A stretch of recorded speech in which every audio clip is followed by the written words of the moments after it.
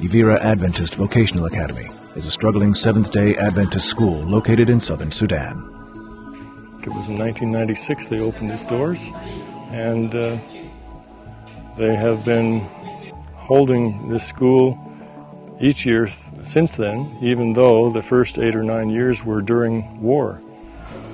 Sudanese are flowing to Uganda, to Kenya, to look for education opportunities in large numbers. That's why I say this so. If there is somebody outside there who wants to come in here, bringing education opportunities, I think he is answering the true need of the Sudanese people.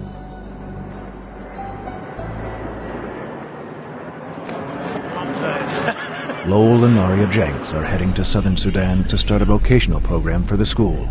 I think that they realize that, we're like fish out of water coming all the way over here, and they're apparently doing what they can to make us fit in, feel comfortable, and to make it home for us.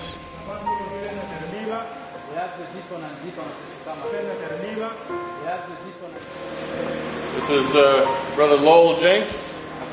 Lowell will be heading up a new vocational section of EAVA, and his wife Neria, who will be librarian and giving some assistance in the office as well.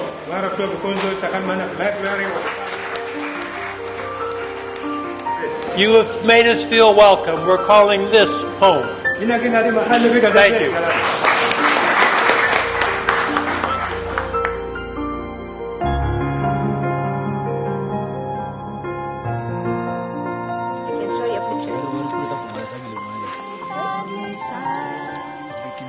Green trees and flowers and pretty things. We were originally brought in here to initiate a vocational program. The name of this school is Ivira Adventist Vocational Academy, and other than teaching agriculture to the students, nothing was being done.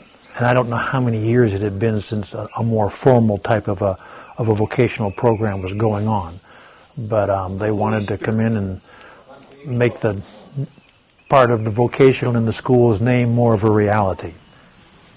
With my English, I've got to say things 3 or 4 or 5 times sometimes before they really grasp what I'm saying. So we put a whole outline on the board, we explain everything 2 or 3 times, and then I try to have some kind of a training DVD or video that they can also look at because they pick up additional things that I'm trying to give them.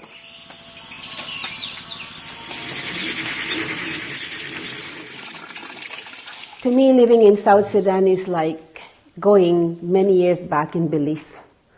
Because when I was growing up, we did everything manually,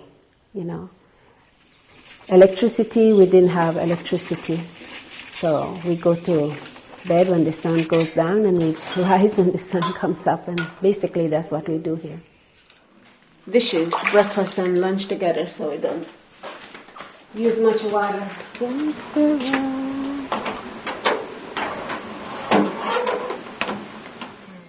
We live in a nice house compared to what the average Sudanese lives in.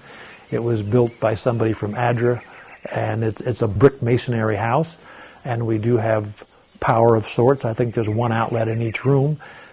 We get power about 3 hours a night, 7:30 to 10:30. For somebody like me that goes to bed at 8:30, I don't always get to advantage myself of it. But anyhow, water, we catch most of our water throughout the year off of the roof, gutters, and a couple of plastic cisterns. Dry months, if we're here during the dry months, we hire a young lady to carry water about a mile from the borehole. As far as transportation, a former missionary left me a motorcycle, and I do go around some on that, although limited during the rainy season because the road gets very slippery. The school has a Land Cruiser, and if we have to, we go to the town of Meridi. But otherwise, there are weeks at a time that we never pretty much leave the school.